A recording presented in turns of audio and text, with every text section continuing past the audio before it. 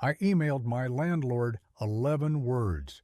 11, and it knocked $200 off my rent every single month for the rest of my lease. No begging, no sob story, just the right words in the right order.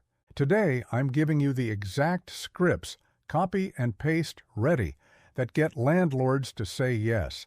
Let's get into it. Rent is probably the biggest number on your budget.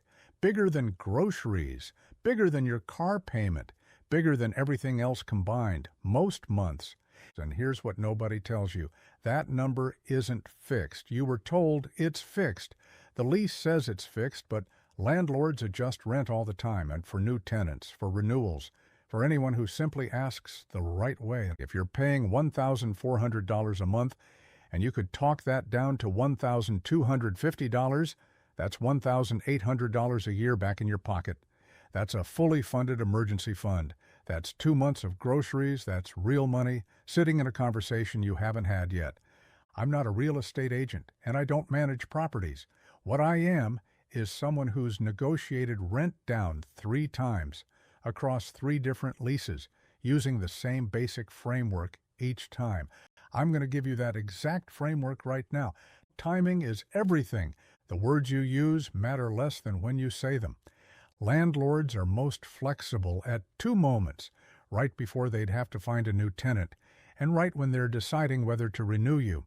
An empty unit costs them money every single day. Lost rent, cleaning, a new listing, the risk of a bad tenant. You asking to stay for less is often cheaper for them than the alternative.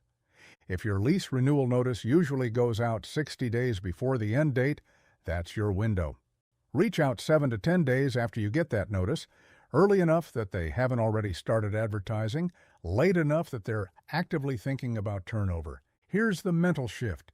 You're not asking for a favor. You're giving them a guaranteed, hassle-free renewal at a price that's still profitable for them versus an empty unit and a gamble on a stranger. Mark your renewal date today. Set a reminder for 7 to 10 days after you'd expect to hear from your landlord about renewal terms.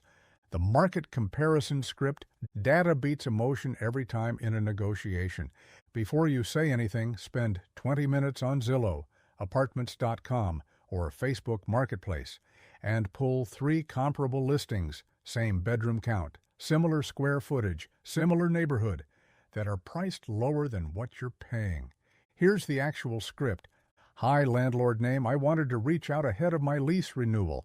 I've really enjoyed living here and would love to stay. I've noticed comparable units in the area listed around XY, and I wanted to ask if there's flexibility on renewing at your target number. I'm happy to sign a longer lease term if that helps. Notice what that script does.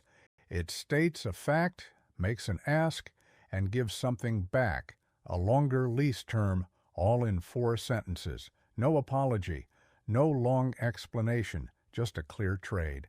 Screenshot 3 comparable listings before you reach out. Numbers make the ask feel reasonable instead of personal. The maintenance and condition angle. If something in your unit needs fixing, that's leverage, not just an inconvenience. If you've got a slow leak, an old appliance, or anything you've mentioned before that hasn't been addressed, it's fair game to bring up, professionally, when discussing renewal terms. Before we finalize the renewal, I also wanted to flag that issue hasn't been resolved yet. I'd love to get that addressed, and I'm still very interested in renewing. Just want to make sure we're on the same page going into the new term. This isn't a threat, it's just true.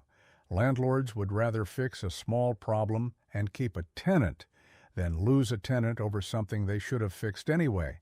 Keep a running list of every maintenance request you've made with dates. It's your leverage, documented.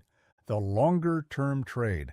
Landlords will almost always trade a lower monthly rate for more certainty.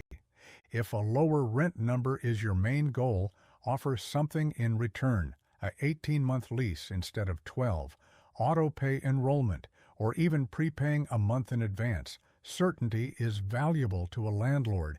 It removes risk from their side. Would you be open to a small reduction in rent if I signed for 18 months instead of 12? I'd like the stability, and I imagine the longer commitment is useful on your end too. This reframes the whole conversation. You're not asking them to lose money. You're offering them something valuable in exchange for something valuable. Decide your maximum acceptable lease length before you negotiate so you know exactly what you're willing to trade. Let's go back to where we started. 11 words and $200 a month. That wasn't luck. That was timing, data, and a clear ask. Here's your one action. Open your calendar right now and mark your lease renewal date. That's the starting line for everything else in this video. If this helped you, hit like and subscribe. Every video on this channel is built the same way. Real numbers, real situations, no fluff. There's a lot more like this coming, so stick around. See you on the next one.